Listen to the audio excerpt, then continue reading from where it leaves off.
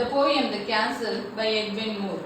Edwin Moore is a Scottish poet, a renowned Scottish poet, that is a famous Scottish poet. He is a novelist, translator and a critic. He is remembered for his vivid poetry. The meaning for vivid poetry is pictorial poetry. The readers, when they read the poem, they can imagine the situation in their mind. Such type of poetry is known as pictorial poetry. The poet is well known for his vivid poetry, for his style of vivid poetry.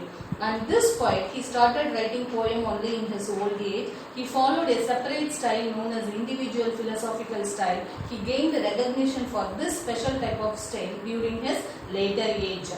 In this poem, The Castle, the poet describes the fall of a famous castle, famous palace. This poem has 6 stanzas. In the first 3 stanzas, the poet describes the strength of the palace. And in the next 2 stanzas, he describes the slow fall of the palace. In the last stanza, he feels sorry for the situation of the palace. We can enter into the poem. In the first stanza, all through the summer at ease we lay, from daily from the turret wall, we watched the movers in the hay and the enemy half a mile away. They seemed no threat to us at all.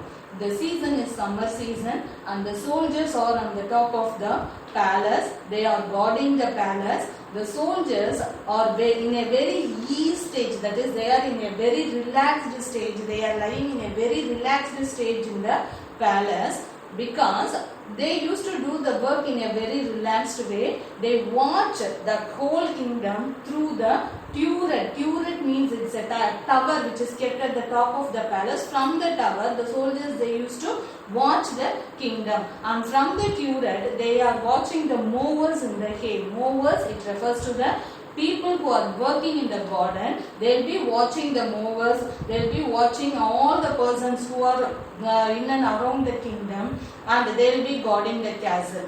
Here they say that enemy cannot enter into the castle easily. If an enemy is trying to enter, he has to be half a mile away from the castle. Even if there is any enemy there, he will be half a mile away from the castle, but he can't come near the castle. So they feel that they are very safe, and there is no threat for them at all. For what we thought had we to here till now. In the first stanza, the poet describes the soldiers are working very hard. They are watching the people, and no enemy can enter into the castle, and they say they are very safe. In the second stanza, for what we thought had we to fear, with our arms and provender load on load, our towering battlements tire on tire, and friendly Alice drawing near on every leafy summer road. Here the soldier says that they don't have any reason to fear. There is nothing to fear for them in the castle because they have lot of weapons with them, and they have large stock of food for them, and their towering battlements tire and tire. Apart from huge weapons and large stock of food, even the castle, it has towering battlements. That means it has tall towers, tire on tire, that means one over the other. It has tall towers one over the other, and soldiers will be on the top of each and every tower, and they will be watching the castle always. Friendly Alice drawing near, that means the kingdom is fully filled with, surrounded by the friendly kingdoms. All the roads on every leafy summer road, that means all the roads from the castle, it leads only to the friendly kingdom, so that the soldiers are very safe. The enemies cannot enter into the castle. Our gates were strong, our walls were thick, so smooth and high, no man could win a foothold there. No clever trick could take us dead or quick. Only a bird could have got in. Here the gates in the castle are very strong. All the gates are very strong, and even the walls of the castle are very thick. Such a strong castle it is. The gates are strong, the walls are thick, so smooth and high. Apart from that, the walls are very smooth, so none can enter into the castle. They cannot climb the wall and they cannot enter into the castle. Such a smooth wall it has, and the walls are very high. It's so tall that no man can enter into the castle. No man could win a foothold there. No one can keep a step inside the castle without their knowledge.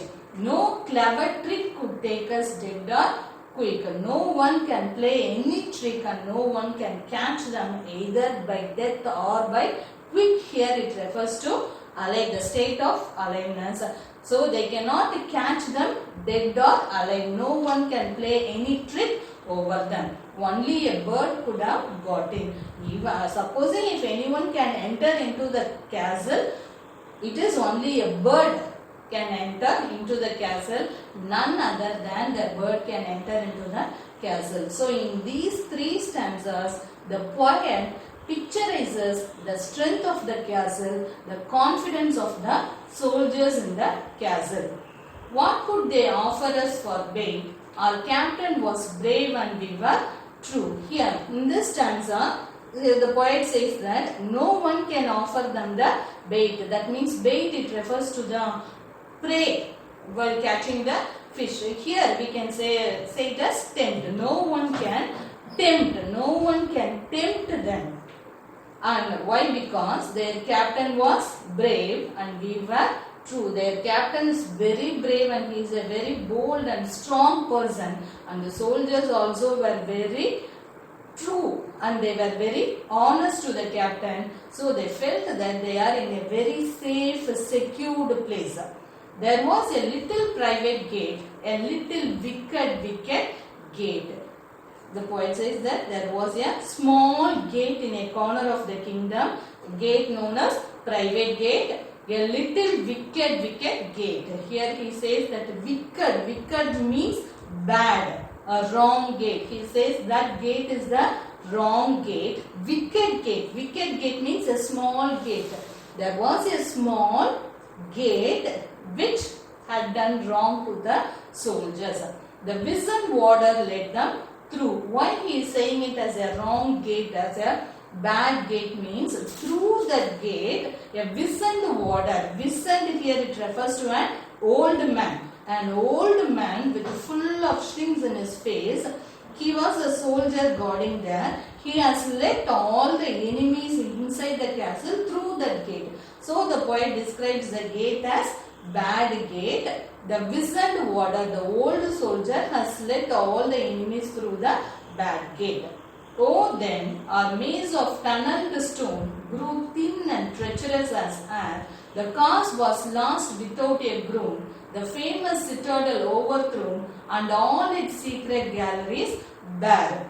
Then, as the enemies had entered into the castle, that tunneled stone, a small gate, it led the way through a private room, that is a secret path. It was a secret path for that castle. Through that secret path, the old soldier has let the enemies in. All were very confident that no one can enter through the secret path. But since the enemies had entered through the secret path, that path has become a maze for them. Maze means a puzzle for the soldiers, and that secret path has become thin and treacherous as air. It has become that path, the strong castle, everything has become very thin. That means it has become very weak and disloyal. The gate has become disloyal and they had become very weak. Here the poet says that the castle was very strong in the beginning, but when the enemies entered through the hidden path, through the secret path, all of a sudden the strong castle, it has become very thin and it has become very weak and it has become very disloyal. The cause was lost without a groan. Their purpose, everything has become a complete waste. They couldn't even laugh. They didn't even laugh or cry for what had happened. The famous citadel overthrown and all its secret galleries bare. The famous citadel, it refers to the castle once again. The famous castle has been destructed, has been destroyed all of a sudden, and all its secret galleries were usually the castle will be having many precious things in it, and all its precious, all its secret precious paintings, jewels, gems, whatever it is, many secret galleries will be there. Everything became there. That means everything became open to all. In the last stanza, the poet says, "How can this shameful tale be told? I will maintain until my death. We could do nothing be sold. Our only enemy was gold, and we had no arms to fight it with." Here the poet says that he feels very ashamed to tell this story, because this story is about a betrayal story. So the poet feels ashamed to tell this story to others.